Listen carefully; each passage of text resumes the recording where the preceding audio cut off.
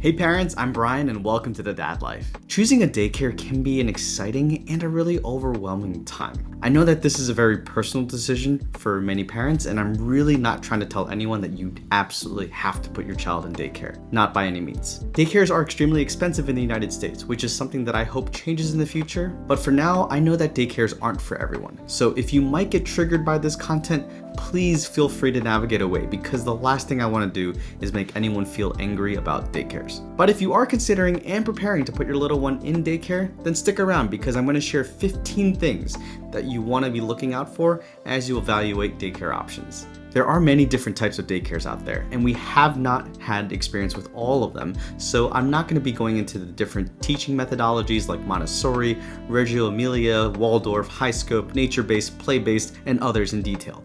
And that's not the point of this video. But I'll cover what you'll want to look for no matter what kind of daycare you choose. We've had our kids in 3 different daycares over the past 4 years, so there are some questions that we've learned to ask, and it's important to note that there are some basic questions to consider. Depending on what matters to your family, you may have supplemental questions or criteria that you're looking for, and it's important to note that every family situation is different. So I just want to share the basic things that we've considered, and hopefully it gives you a starting point as you go through your search. The first, waitlist period. The running joke among many parents is that usually daycares are the first people to find out that you're pregnant, because some waitlists can be 9 months to a year long or even longer. So by the time you give birth and use up any parental leave that you might have, it could be about a year away. If you already have a child in daycare, then if you add another child to a waitlist, usually they will bump you up to the front of the line because they prioritize keeping families together if possible. This will depend on each daycare, but it seems to be the case across many different daycares that we've spoken with. The second thing to consider is, what is their teaching style in their curriculum? What they teach, how structured or unstructured is it? Does it match what you believe will be helpful for your child? Now, there isn't a right or wrong answer necessarily, and that's why there's a lot of different teaching methods out there, because children need different ways to learn. You may even want to find out, how do they redirect children when things don't seem to be going well with a child at a certain time? The third thing is, check out their hours of operation. There are sometimes late penalties, and so consider your work schedules when you need to pick them up, drop them off, and make sure that you leave a little bit of time in your schedule to avoid those late penalties. These can get pretty costly at some daycares, with some being $5 a minute that you come after they close. The fourth one is state certifications, if that makes sense in your area. In Pennsylvania, there was something called Pennsylvania Keystone Stars, so some of the daycares that we went to had different Keystone Stars tied to them. However, we had a different daycare experience where they felt like their quality was above and beyond, and they had their own scoring system. The next thing you want to look at is just the facility quality, right? And you want a lot of space for your kids to be able to play, to have the toys that they need, and the materials so that they are able to grow and flourish. And this is something that you'll be able to recognize once you walk into that facility, and you'll get a sense of how much space they really have for the children to move around. The next one is cleanliness. And some things that you'll want to look for are, how often do they clean the rooms? How often do they clean the toys? How stringent or strict are they around these things? Do they do it themselves, or do they do it throughout the day? Or do they have an external cleaning company come in to clean the facility? And a lot of daycares have been getting better at this since COVID, but as you know, some things are starting to regress back to what it was before the pandemic, and so you'll just want to take a look at those things, because daycares can be rampant with germs and all sorts of stuff. The next one is security for the building. You want to look at their entry and pickup protocols, including alternate authorized people that can pick up your kids. You'll also want to ask about lockdown procedures and what happens. What is the average response time for the fire department or the police department to actually come to the school? And you'll also want to ask about emergency evacuation procedures, and check out if there are cameras in the school. Maybe not in the classroom so that you can watch, but just so that if something were to occur in the school, that they do have something that they can look back at. The next thing that you'll want to ask about is, how do you get updates throughout the day about your children? Do they have an app? Do they provide daily updates? Do they provide regular updates throughout the day? Can you view a live feed of the classroom? You know, some of our friends have daycares where there are cameras that parents can tune into. Ours haven't, and that's okay, but we usually get a daily report. Now also, if something goes wrong, like an injury or a sickness or things like that, how do they contact you? Another thing that is also helpful is whether they provide food or if you need to bring your own food for your children. And some parents, they may choose to have their own food brought in because of different dietary restrictions or things like that. Some daycares are really good and they will take into those account. If they do provide food at the school, they might provide some meals, no meals, or even some snacks, things like that. So that's something that you want to ask about because that's something that you will have to prepare.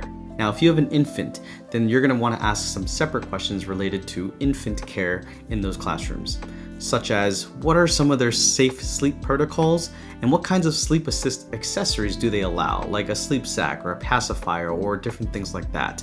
And you'll want to take a look at the types of cribs that they have and the mattresses and sheets and whether or not you even have to bring in sheets for the child. The daycare that we're at is actually phenomenal at this. They provide everything that our children need, including sheets for the beds, the diapers, the wipes, the food, everything at the one that we go to, which is a Primrose in the Maryland area. It's phenomenal.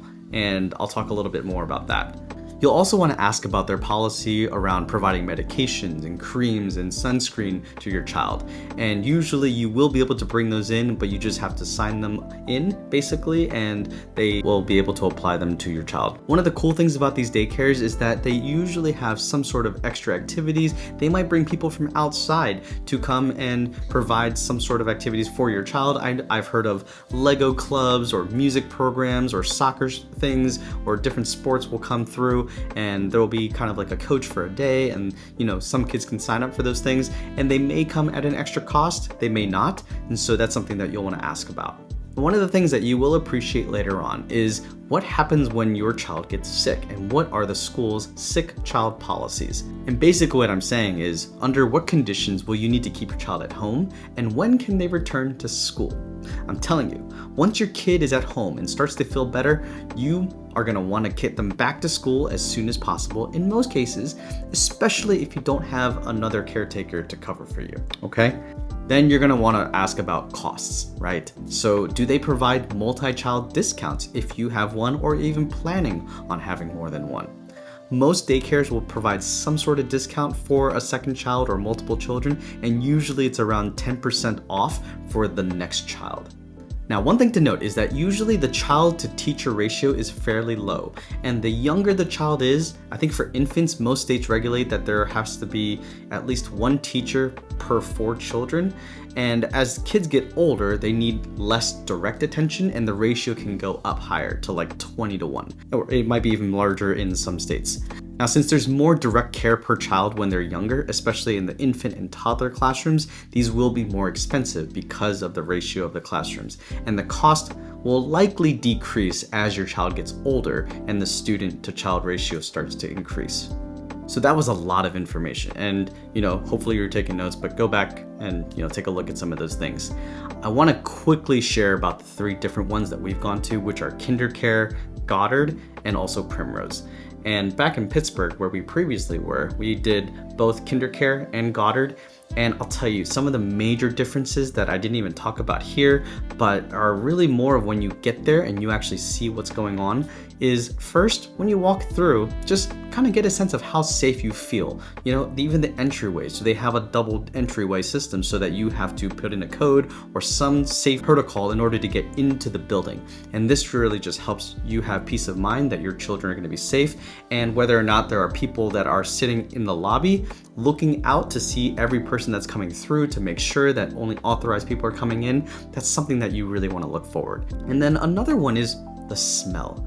I can't stress this enough. And I didn't really think about this originally, but having gone through 3 different daycares, when we went to the first one, I won't say which one of them it was, it just smelled like dirty diapers all day, any time of day that you went through. And it was just like the ventilation in the space wasn't great. They also kind of put dirty diaper trash bags in the middle of the hallways, ready for someone to pick them up. And so it was just everywhere, and it reeked of this. And it just wasn't a great experience, but we didn't know any better necessarily until we went to the second and the third. I will say that the second was Goddard and the third was Primrose. So read between the lines. However, with Goddard, no smell. It was awesome. And then Primrose, even cleaner. And there was absolutely no smell. So I would absolutely recommend that you just go there in person if you can, kind of get a sense of the place.